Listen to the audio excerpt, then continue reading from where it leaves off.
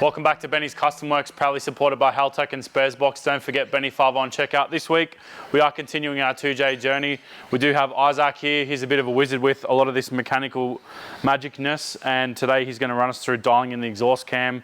We're going to be doing a few different measurements on the engine. We do already have a dial indicator set up. We are going to be measuring true top dead center because we need to base all of our measurements off that, correct? Absolutely. The thing that we need to sort of do first, like you said, top dead center, is we can't trust the keyway on the crankshaft, and we also can't trust our marks on the cam gears. Also, a few other factors to consider is the engine has been machined. We don't know what its previous life of machining has been in the bottom end, so there could be some tolerances that are all going to add up to incorrect cam timing. So yes, we could just dial it in on the dyno and try aim for a peak number, but this is probably the best method to do while it's out of the car. And really, it's an hour invested time for something that might end up not being touched again. It could be perfect. Companies like Kelford are actually really good with their camshafts and super precise, so we follow their instructions and their guide, and we're probably going to get the best result overall. Yeah, they know what's going on. They know what's going on. They've spent a lot of years of developing camshaft profiles, and their tooling is just spot on. I've actually been fortunate enough to go to the shop years ago and do a tour. Oh mate, I'd love that. Cracker. Highly recommend if you are in Christchurch to go and check it out. One of the best in the world. They're very accommodating too. We literally just lobbed up on the doorstep and they're like, yeah, come on in, we'll give you a tour. Really? That's fantastic. So, yeah, it was wicked. Yeah, I love that. I think around camshafts there seems to be a lot of magic and secrecy, but it's nice a company like that is, you know, super transparent, like, hey, here's our facility, look how we do it. Out, and that's why they got runs on the board, man. Like, they're the best things out there. So right, just a quick overview. There's a lot of different ways to do cam timing, and I found, and there'll be a lot of people probably who may comment and express their way that they have probably done in the past, but Kelford like you to do it off the center line of the camshaft, and specifically from 1 mil opening and 1 mil closing of the valve. There's a lot of other ways to do it on center line as well, which kind of introduces error into the system. We're doing it their way, and it basically works every time. So we need to find essentially the duration of the camshaft through all its events, and then we'll do a little bit of maths on that to work out where the cam's positioned in relation to the crankshaft. So our first step for finding top dead center is to actually go 50 thou past the dwell of the piston and 50 thou before. And what we do is add those numbers together and divide them by 2. So basically the piston sometimes comes to a stop and the crankshaft continues to move. And as you'll see here, it could be as much as 10 or 12 degrees that may happen. Yeah, wow. And we're going to split that difference. Is that dependent on rod length as well? Rod ratio and rod length. So essentially at the angle of the conrod is traveling through the bore, there is a position, yes, where there's a stationary piston and the crankshaft continues to move in order to move that piston further. And if you took just the standard top dead center reference off here, there's a good chance that there's going to be a hell of a lot of error by the time we get to the valve train. Yeah, right. So that could make or break something in a naturally aspirated engine. Not in terms of piston to valve clearance. I'm not actually sure what those numbers are on this motor, but in terms of just she could be dead in the water at the wrong RPM, or it could be all cam events happening way too early as well, which means it just runs out of breath really quickly. It might just make this big peak torque number and then it just falls off. We're kind of looking for a broad torque range, I'm assuming, Or if you advance the exhaust cam too much. Yeah, look, it comes down to the relationship of the intake to the exhaust. So we're talking about more of the overlap. Okay. And as we spoke about, it comes down to sort of the volumetric efficiency of the engine. These are kind of its lungs in a way, like we're telling it when and how to breathe, when to hold its breath, when to in and exhale. So those events, if you change them, dramatically change the performance. And also the tune. So if you went mucked around with this after you've built a decent VE map, you'll find that there'll be changes in the map, specifically the peaks. You'll see the peaks move around, and that's really cool with the Haltech. When you're looking at a 3D view, you'll actually see the peaks move. So if Scotty says like take 2 degrees out, or we're going to put 2 degrees in, watch the whole fuel map suddenly change. Yeah, wow. And that's due to the volumetric efficiency of the engine changing at different RPM. So having said that, we'll have a crack and we'll show you how to do it. Mate, let's get into it. I know nothing, so I'm just going to do whatever you need me to do, and mate, you did some trick machining, which I think is actually about 90% of the work here. We've already done some sneaky stuff. We've been mucking around for about half an hour. Yeah. we'll show you that stuff later. This stuff looks like it's really fast on camera sometimes, but it's actually important just to take your time and just keep doing it and seeing if you can repeat error and then work out where that error is coming from. So it's not a one and done.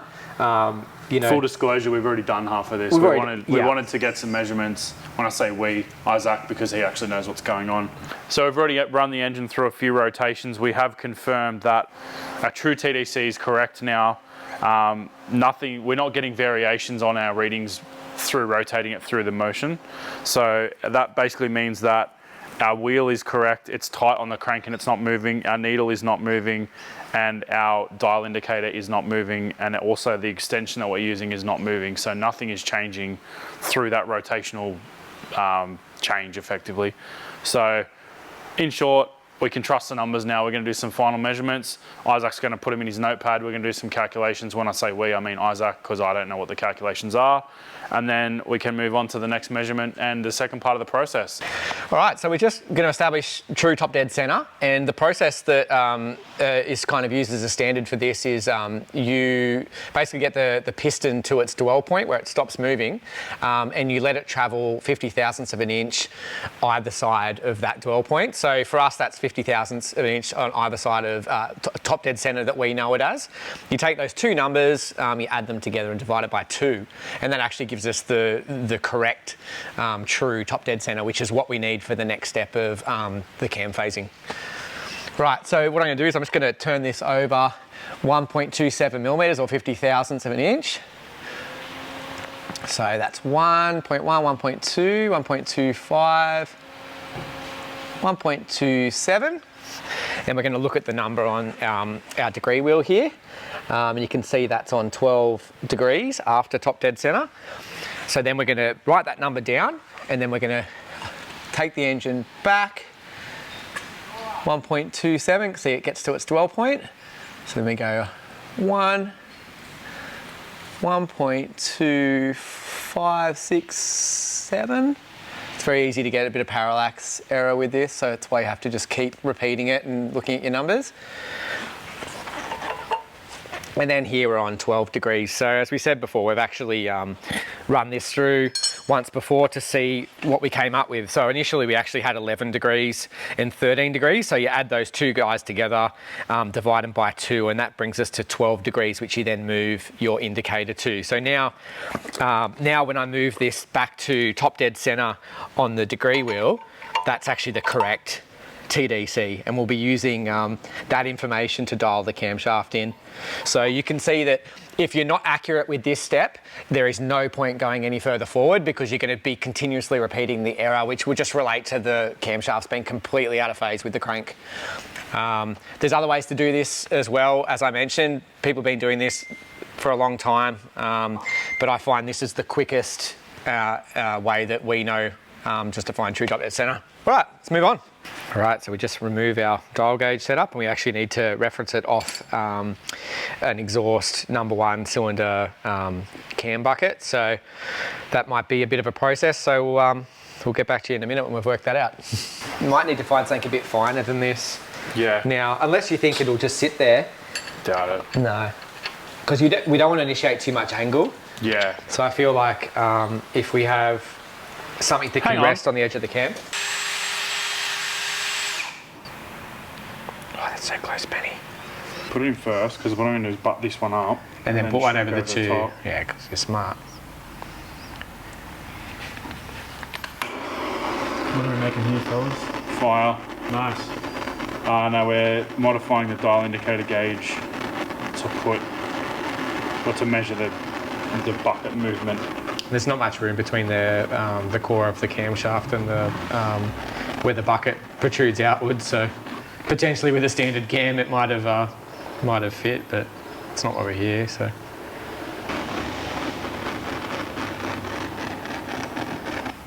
And then we want to get it as straight up and down as we can. So if we ride the edge of the lobe, see if we have enough travel, which we may not. Oh, you might have to go down more for some more choo-choo. We're on the base. Yeah, it's going to bottom out on the heat shrink. So we need to go up. Oh, you want to go higher? Yeah, because we're almost on the base circle of the cam now. Yeah, heat shrink's going to bottom us out. We're going to need to... turf the heat shrink? possibly the black heat shrink, because we're going to need 10 mil. So we'll just dial that in to 10 now and see what we get. You know what, let's aim for that a better. If you've still got a bit more travel. You're going to get the valve angle. What we're attempting to do is just set up the dial gauge on a bucket, but we are struggling a little bit with the girth of the camshaft, as it would be. It is a girthy cam. And it's also got a bit of lift, this one. It's well over 10 millimetres, so we need that amount of travel in the dial gauge to confirm opening and closing events. So we're just trying to find the best combination of things that we have here in the workshop to let it do that with a very small space. We'll get there though. There's just not a lot of real estate between the cam, the core of the cam, the lobe of the cam, and then getting into the bucket. But it actually looks like a pretty good path there. We're close. Just notice that there's a notch in the cam that's going to touch the No, man. Just get the grinder out. We may just need to. Otherwise, we don't actually have to reference off this bucket. We can go off the second bucket. Oh, true. If that's helpful. Yeah. Is it? I'm not sure yet. Cool. We'll work it out. This is literally the reason why engine building costs a lot of money, right? Because you're just dealing with Because it's just a all these lot things. of time. Yeah, it's just time. It might None of take you happens 2 quick. hours to get this set. Totally. Especially if you're not building 2Js 24/7, or Yeah, with if this you're not a exact specialist of one combination. particular engine. That's right. Also, it's worth mentioning that we shouldn't really be engaging the bucket at this angle. It's completely not the best approach, but we're limited with what we can do. Yeah, So- the real estate's pretty tight. Yeah, so the first thing I'm sure people who've done this before will see is, well, why isn't the dial gauge straight in line with the bucket and at the angle with the bucket? Well, we just can't. There's no room. So again, we're testing this and see what kind of error we come up with, and maybe we have to try a different lobe. But it is what it is. The problem is all the cam buckets and the cam is the same for all of them. So Yeah. do you really get a different result if you move it 10 times? Yeah. So we have to just try bottoming the gauge all the way out and see if it'll let it come up now. Should I lift it from the top of the gauge? I've got both loose, so we're just going to bottom this. I mean, physically the rod. Yeah, if you want to, but we're just going to... That should be it bottomed out there. So now Yeah. we have to compress it all the way in. So it's going to go... It just keeps getting caught. Thanks, mate. Yeah, we've used I've got 2.4 filler rod that I've used. We just super glued it to the end of the dial indicator. And then we went down to the bolt shop trying to buy 2.5 mil. Hey, look at that. That's going to be the go, eh? Explain to me what's happening. What we've got going on, we've got a second dial gauge because we lost our TDC reference just due to the nature of the tension of the crank bolt. Yeah, So because it's probably worth mentioning we had to make, before this episode, I've made some spaces to make this work. The problem we've got is the stock 2J bolt. The shank is actually much smaller than the thread, so it's an 18 mil fine thread, but the shank of the bolt's only like 15 mil, so I've had to make sense. a 2-piece collar and then a sleeve that holds that together, and that means we can't give full tension on the crank bolt, otherwise you just crush that whole space for assembly. So I've just machined out aluminium because that's what I had lying around. But as a result, it means that we can't put as much tension on that as we normally would, and trying to roll the engine backwards when we were doing valve height measurements, every now and then the bolt would actually come loose, and then it all comes loose, and you lose your TDC, and it's all game over. So 2 ways to fix it. We've dialed in TDC again, and now we're actually only going to rotate the engine clockwise. So that's going to stop the bolt backing out and causing any other problems, because it sucks to have to then find TDC every time you try and do a valve lift measurement. So. Yeah. So where we currently are now is we're basically zeroed out on the base circle of the cam. So by base circle, we're on the lowest point of the underside of the cam. So we're at the point where there would be clearance between the lifter bucket and shim assembly and the base of the cam. So I've set that to 0 on here. Slight bit janky setup there, but we're working with what we've got because we had millimetre of room just to send a bit of TIG wire down there just to sit on top of the lifter bucket. So it's probably worth mentioning that has taken us probably a The good most hour amount and of a time. half to set that up. Yeah, for sure. With not running on the cam, not running on the cap. Yeah. Just getting the clearance of that right. Yeah. We were actually trying to find an extension for the dial gauge, but in hindsight, there's no way that was ever going to work because we need such a thin. We've got such a thin path to go through. Yeah. I actually rang Christian after we'd already started playing with TIG wire, and he said he runs TIG wire in his one. So Great. at least we know what's going on. Yeah. The one thing we did pick up from Christian, i.e. Christian at Golby's, he told us where to feed the wire. We were actually trying to come in on the other side of the bucket. So he's told us to go between the cam lobe and the cap, whereas we were on the other side in no man's land. So It sits nicely between them. it's actually guiding it a little bit. Yeah. Unfortunately, there was a bit of cam lube down there anyway. So if that rod is running very gently against the cam cap, it's not going to drag or... Not going to give us any stiction on it. and Yeah. it's not going to bind up or anything. So Sure. So now what we need to do is we just need to go 1 millimetre of lift. So we're just lifting the valve 1 millimetre off the seat. So that'll take, you know, a little bit on here, but if we're gentle, we can see where that stops us.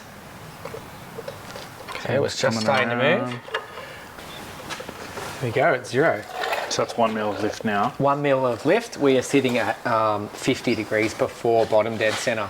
And So what are we targeting? 46. we're targeting 46, so we need to split the difference, and your camshaft moves half the speed of your crankshaft. So we take 2 degrees out of So the if cam. we take 2 degrees out of the cam, we should be there. So, hang on. This joke you said facetiously earlier, About retarding the just cam put 2 it in degrees, 2 degrees and send it? Yes. So It's maybe, kind of ringing true at the moment. I isn't feel it? like maybe they know something. I think maybe it's a thing.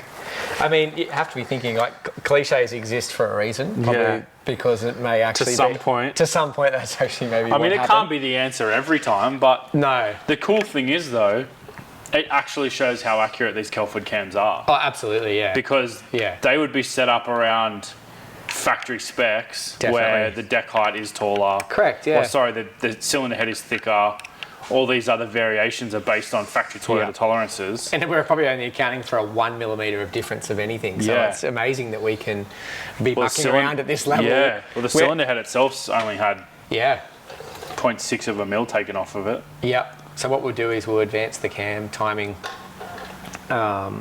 just another degree. The tricky thing is because of the valve spring tension, and we're not using a checker valve. Do you want a breaker bar instead of a ratchet? Either way, it's going to want to overshoot. Yeah, okay. So, I'm just thinking if it runs away heaps, so doesn't have a ratchet to run away on. oh yeah, it's a great idea. Because I've got a 3/8 breaker bar. Yep, let's have a go at that. That's still moving the cam. Yeah. Also moved the gear. So Yeah, okay. Oh, so it's just friction. yeah. So then we run it through its motions again, and then we'll we Of course reconfirm. it's moving the cam because you're spinning the cam part. Because I was watching the needle move, but you're actually turning that part, not this part. Yeah. Yeah. All right. So now we run it through its motion again. Once we clarify this step, then we can do exhaust valve close time, and then we can look at our center line.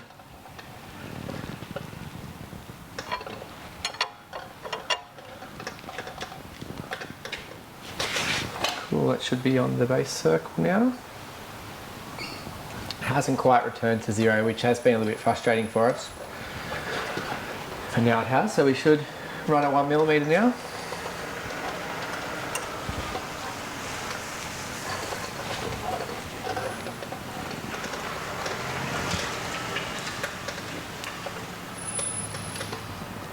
Yeah, it clicked again.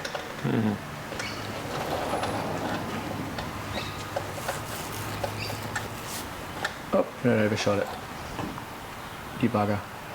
It baffles me for Toyota being such a right-hand drive predominant country or predominant manufacturer, why the exhaust is where the steering column is. Right. Think about it. Most of their stuff, Yeah. the exhaust's on the right-hand side of the engine. So just to clarify, I just went the wrong way there, so you can create error pretty quick. I needed to retard it a further 2 degrees. Not Instead, I advanced it. advanced it. it actually says on the gear, and I still did the wrong thing. Go through the motions again. We've stopped by the looks of it.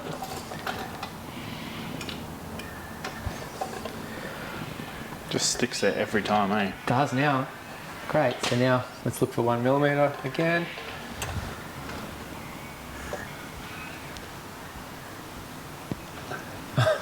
Did you see that jump? Yeah. Where did that bring us up at? Pretty much 47. So what do you want, half a degree at the top now? Yeah, so half a degree now will probably get us there. Which is going to be interesting because I know it's really hard to read these things at times, but it looks like I'm right on 2 degrees retarded. Yeah. So you want to split the difference between 2 and 3? Yeah, so we probably just retarded half a degree more, and that's probably going to be us. And then we can confirm our closing figure and our center line. It's a really nice gear. It's lovely. All right, we'll go a little bit further, and it's just going to go into spring tension and just go 10 degrees. Watch. We're really splitting hairs here. So would you put Loctite on those bolts at the end of setting them all up? Yeah, I'd put a bit of medium on there Yeah. because you might change them on the dyno. Yeah. After all this work, you know, Scotty may say, hey, can you advance the cam 2 degrees? And go, yeah, mate, no worries. And then remember that how many hours it was to actually get it right per the card. But that's just the game you play. Or it could just go in and just work well, Yeah. and you don't touch it. So it is something that you, as much as you dial it in on the bench like this, Yeah. there is still potential to actually change it Totally. during ECU tuning on the dyno. Yeah, the thing is too, like all engines are different, right? Even though they're theoretically built the same. Yeah, even though every 2J is a 2J, it may 2J. want different stuff. Yeah, sometimes they want different things. I mean, I've had engines where 2 degrees advanced on the intake cam has picked up the top peak number and you leave it alone. And then I've had other engines where at that point you can retard the exhaust cam. And for instance, like my little supercharged G13B, I retarded the exhaust cam 2 degrees after 2 degrees of intake timing, and it picked up 3 pounds of boost from the blower. So I was blowing that out the back door and not even knowing just about by it. shutting the Just for shutting the exhaust gate. earlier. Yep. That's wild. Isn't it? So yeah, that's the difference it can make. So effectively the engine was too efficient. It was too efficient, yeah. So it's it can make a difference. Okay, let's do this one more time. That's wild. Because it'll be a 14-hour long video. Yeah. Lucky this one's not a live stream. Imagine. Everyone would be coming along for the ride of, hey, today we're going to try and dial our cam in 17 times. There you go, back to 0. That is so satisfying now. Okay, so let's find our 1mm. And then we're going to count 1mm off max lift. And we're going to write that down.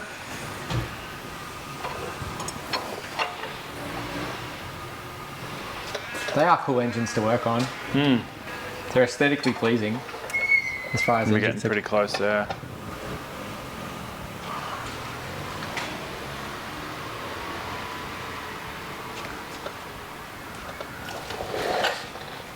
That is at 47.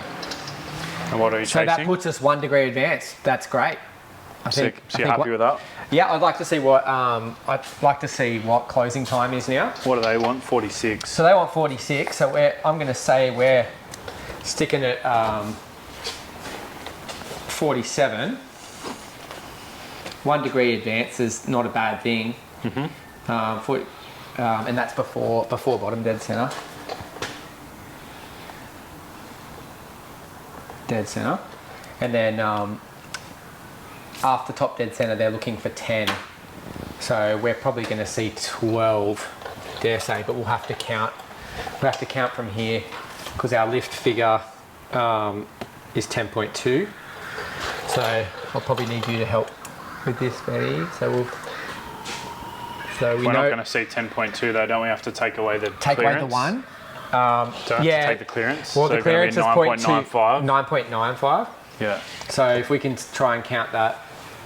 Just from count where how we many are. rotations of the dial gauge. Yeah, so we're at 1 currently. Yeah. So we need to. I'll just watch that.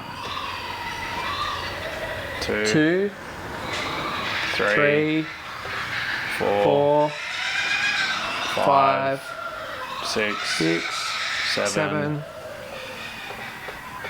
8, 8, 9. 9, 9.1, 2, 3, 4, 5, 6, 7, 8, 9. And there's a 5? Yeah, 9.95 it would be. 9.95. So, closing 45. That's, 51? why is that showing us 53? 53 before bottom dead center, which is not right. 10 degrees after top dead center it should be. Top dead center is here. So our count must be wrong. Can't be, unless we're on 8. We must have one full rotation to go. Yeah. Let's see if it keeps climbing. How's it look? Oh, yep, we're about maybe one rotation off. So I'll go to that same position. So that's our peak there. So that's not making it, oh no, still, and then that's back down the other side. So we've got a miscount.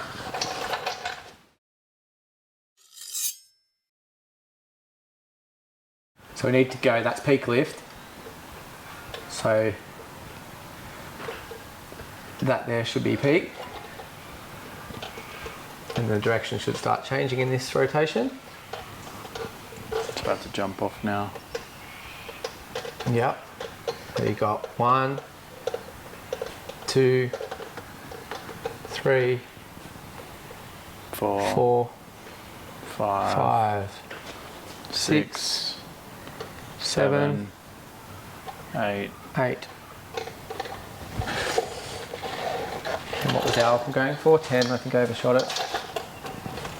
But now we're in the ballpark, you can see that we're basically 10 degrees before top dead center. So what mistake I made was the second number we want to register the full duration of the cam is after it's come peak, comes back down to the base circle and then 1 mil back off the base circle. Yeah, okay. So when we add those numbers plus the 180 degrees that exist between top and bottom dead center, that's how we'll get to the actual duration number at 1 mil. So if you look at the cam card, it says here duration 1 mil valve lift. That's how they've come back to that number. So now you can see we're basically right on 10, just off 10 actually, because I overshot it. So yeah, you can run it. We can run it straight through that cycle again, but we've essentially settled on 10. So by the time I get it right, that'll be 12, I reckon. And is that something you'd be happy with? Well, yeah, that matches with our opening event, which just means that we've moved the cam 1 degree effectively early overall. Yeah. So, but you'll see when we'll do the maths in a sec. So we'll go back through our motions again, just do exactly what we did, now we know. So back down we go 1, 2, 3, 4, 5, 6, 7, 8. 8. Yeah, I may actually need a little marking pen. It might help us get that in 0.95. So yeah, it's got us right on 12. Sick. So yeah, we can film that too if you like. It's cool. So now we've got our closing time at 12 degrees. Oh, it's 11, 11.5. And what do they want? 10. They want 10, but I think we got 11 degrees. So what we might do is we'll have, oh that's cute. We can quickly do maths on this now, just to show what we would actually get to see if we're in the right center line. Okay, so now we've run it through a couple of times and confirmed what we've got. We retarded the exhaust camshaft And now we've got our numbers. What was the number we ended up at? 2.5 degrees retarded. Yeah, 2.5 degrees retarded. So funnily enough, we called 2 degrees and it was 2.5 degrees. So the numbers we got for exhaust valve opening was 47 degrees. So we add 180 degrees to that to get to bottom dead center. You add those numbers together and that gives us 227 degrees. And then we add our valve closing time in, which is 11 degrees. So that gets us to 238 degrees. Then we divide that number by 2 because we're looking for a center line. And then we then take away our 11 degrees, which is hanging past top dead center. Past bottom dead center. And that gives us 108. So when you look at your cam card, there's a suggested center line. And you'll see that that's 108 degrees before top dead center. So with us making the changes we've done to the adjustable cam gear, we've actually come right on spec with the cam card. Sick. So the difference... So even though one of those other numbers isn't right... 2 of these numbers were out by 1 degree each. Yep, so but then... our exhaust valve opening was 47 degrees before bottom dead center. And our exhaust closing time was 10 degrees after top dead center. So we got that to 11 degrees after top dead center. So there was a 1 degree difference. So you don't just change this gear by 1 degree. We needed 2.5 degrees to bring in the center line of the camshaft to the card. So that's why you run the maths on it. We're essentially accumulating the duration information and then we're halving it to find a center line. Yeah, nice. And that takes some of the variables of error out of it. So by back calculating this, which I just did a moment ago, I also came at 108. So that tells us that we're right. So as confusing as this all sounds, you do it several times and then you do the math several times and then the end result needs to match the card. And if it doesn't, you need to sort of be happy with the result. Like if it's advanced or retarded from that position, you need to understand the effect that that would have on the running of the engine and the volumetric efficiency. Which I don't. That's a Scotty question, I think. But yeah, I think for the way we've done it, that's probably the most a repeatable result we could get was the 108. So mad. Nice. So now that this is all happy, we should Loctite these before we go any further, yeah? Yeah. So we'll just do one of these at a time. Yeah. Put a little bit of blue Loctite. It's not blue or Loctite, but it's medium strength. Was there a torque spec for these? No, I wasn't given one. Just tight? Yeah. They're only M6, so they're only going to be like 12 newton meters or something. Yeah. So yeah, really nice cam gear, and like, how good's the cam? Like, it's so close considering this engine's had machining and you know, all the things we spoke about. It's it was super easy to find a number. They're good, these T handle Allens. Amazing the strength, like the 5 M6s on one of these vernier gears could just stop all the forces from the, you know, the valve train. There's a lot of friction, I guess, between the center and the outer as well, though. Would that be a machining thing or an anodizing thing? They get that right relationship? I don't know. There's lots of smart people in the world, eh? Sure are. And then there's me. And also me, yeah. Be interesting to see if you do change it on the dyno or not. Scotty feels there's a little bit more on the table. So now we've made all adjustments. We're confident that we're right on with the cam card, but just to clarify that, we're just going to run it through one more cycle. So what we do first is we'll just bring it up to 1 mil, check our number, and then we're going to run through the cycle of the lift, and we're going to check our closing number.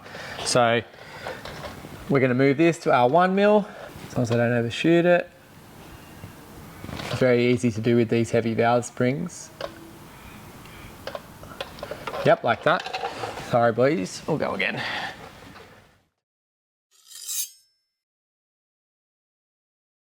Which should be right about there, which is bang on 46, which is our number per the card. And then we need to go 8.95. 1, 2, 3, 4, 5, 6, 7, 8. 0.95, and then it's going to go back down the other way. 1, 2, 3, 4, 5, 6, 7, 8. Oh, I just don't want to overdo it. It's 8.9. It's funny, the smallest little push on the crank just overshoots it completely. And then that gets us right on 10 degrees before top dead center. So you can see it's super easy to get error with this sort of stuff. But we've confirmed it multiple times. We've got 46 degrees opening, we've got 10 degrees closing, and that the mass of that works out to be 108 exhaust centerline. Win. Bye bye. You were very annoying. But this was genius. Thank you, Benny. This was a Bennyism. We actually went to the shops to find something that would do this. And Benny's like, I know exactly what would do this. And then he did this. And then Golby confirmed it, ironically. Yes. Was that the bit of TIG that you... Yeah, it's That's a bit of TIG filler wire. rod that we ground down, yeah. It's nice getting the old confirmation bias, isn't it? Yeah. G'day 2020, by the way. Ben. COVID things. Yeah.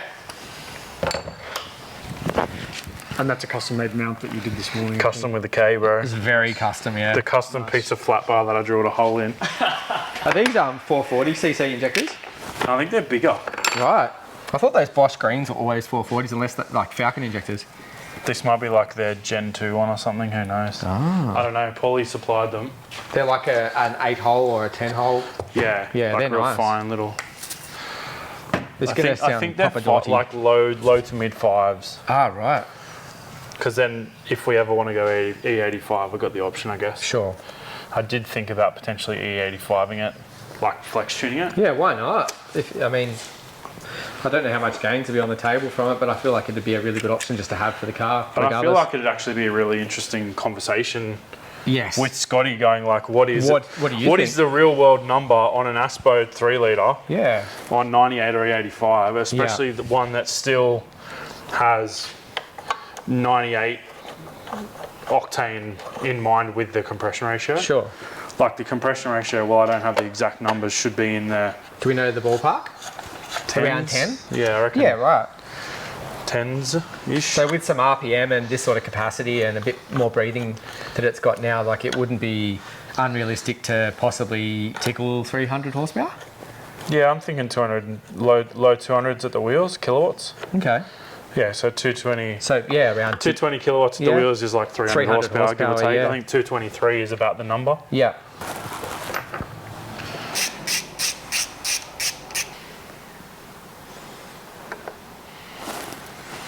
I'm going to respray the bay while the engine's out. Like, Oh, really? yeah, I That's want to sick. spray it because ironically I painted the crest of bay Q7 white. So I'm literally going to go the same colour. It's a slightly more rounded 20 series Sora, Yeah. and it is very Cressida like. It's awesome. Just looks lower hung. Yeah. Really just looks. We're good to take this off now. Yeah. Mad. Great choice of wheels. They're going. I just broke your fucking thing. No, I'd made it 2 pieces. Oh, it was 2 pieces. It had to be 2 pieces. Oh, remember? because it couldn't work. Yeah, because it Yeah. couldn't grip it. That's sick though. You like that? Well done. 2-piece job. So this is actually the original washer that came with that. Then I drilled the guts out, and then because Perfect. the 2J bolt is stepped, Yeah. because it's a rolled thread, you have to actually have the diameter of the washer is smaller than the diameter of the threads. There's no way you can actually ever center it, which would mean this flaps around. So by making that little sucker, sorts it out. If I just slip the washer over here, when it gets here, it's going to flap around. Gotcha. So that's why the washer was split to go in there and fit that size rather than trying to, you can't, it just doesn't work. You can't do it.